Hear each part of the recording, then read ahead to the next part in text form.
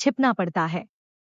वह सारा और उसके थप्पड़ के दर्शन देखने लगता है, इसलिए वह अपनी पत्नी की तस्वीर पर ध्यान केंद्रित करता है ताकि उसे न भूल सके।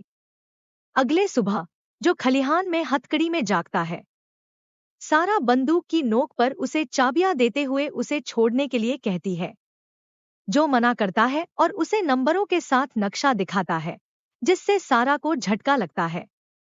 वह तुरंत उसके कंधे पर गोली मारती है और स्पष्टीकरण मांगती है, जिससे बूढ़े जो पर भी एक निशान बन जाता है। सारा पहले से ही जानती है कि लू पर क्या होता है, इसलिए जो को केवल यह बताना पड़ता है कि उसका बूढ़ा स्वरूप उसके बेटे को मारना चाहता है।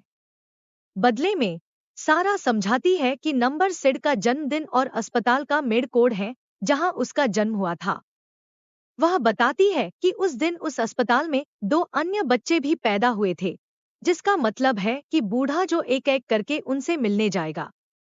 इस बीच बूढ़ा जो पहले बच्चे को ढूंढता है और कुछ हिचकिचाहट के बाद उसे गोली मार देता है। फिर वह घर से बाहर भागता है और एक पल के लिए टूट जाता है। उसकी यादों में कुछ भी नहीं बदल रहा है, इसलिए उसने बेकार में एक बच्चे को मार डाला। शाम को ऐप के लोग जो को ढूंढते हैं और शहर में उसका पीछा करने लगते हैं, इसलिए वह ट्रक को क्रैश करने के लिए एक गली से भागता है।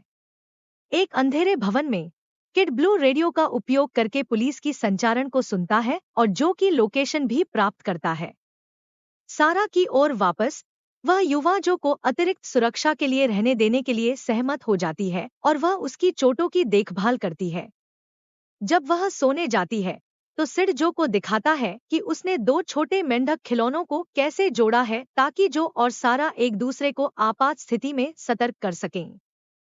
जो को आश्चर्य होता है जब सिड बताता है कि सारा उसकी असली मां नहीं है और उसे उसकी जन्म मां याद है, जो उसके बच्चे होने पर मर गई थी। सिड निराश महसूस करता है क्योंकि वह उसे रोक नहीं सका। अगले सुबह जो सारा को एक मेंढक देता है और जो सिड ने कहा उसे साझा करता है। सारा बताती है कि वह सिड की मां है, लेकिन वह शहर में एक बुरी जिंदगी जी रही थी, इसलिए उसने उसे एक बेहतर जिंदगी देने के लिए इस फार्म में अपनी बहन के साथ छोड़ दिया। सिड सोचता था कि उसकी चाची उसकी जन्म मां है। जो सोचता है कि उसे सिड से इस बारे में बात करनी चाहिए, लेकिन सारा उसे डांटती है। दोपहर में सारा सिड को गणित सिखा रही होती है, लेकिन वह जल्द ही उग्र हो जाता है और कहता है कि वह उसकी मां नहीं है, इसलिए उसे झूठ बोलना बंद करना चाहिए या वह भी मर जाएगी। फिर वह सारा को धक्का देता है और जैसे ही उसका गुस्सा बढ़ता है, यह खुलासा होता है कि उसके पास बेहद शक्तिशाली टेलीकिनेसिस का रूप है। जैसे ही सिड चीखता है, घर हिलने लगता है और सारा एक सुरक्षित स्थान पर छिपने के लिए दौड़ती है जब तक वह शांत न हो जाए। बाद में सारा उसकी जांच करती है और सिड माफी मांगता है। उसी समय कोई दरवाजे पर दस्तक देता है और सारा खोलती है तो ऐप के एक आदमी जेस्सी को पाती है, जो अपराधियों की तलाश में एक पुलिस अधिकारी होने का नाटक कर रहा है। संदेह से बचने के लिए सारा को उसे अंदर आने देना पड़ता है और जो सोफे के पीछे छिप जाता है अगर जरूरत पड़ी तो।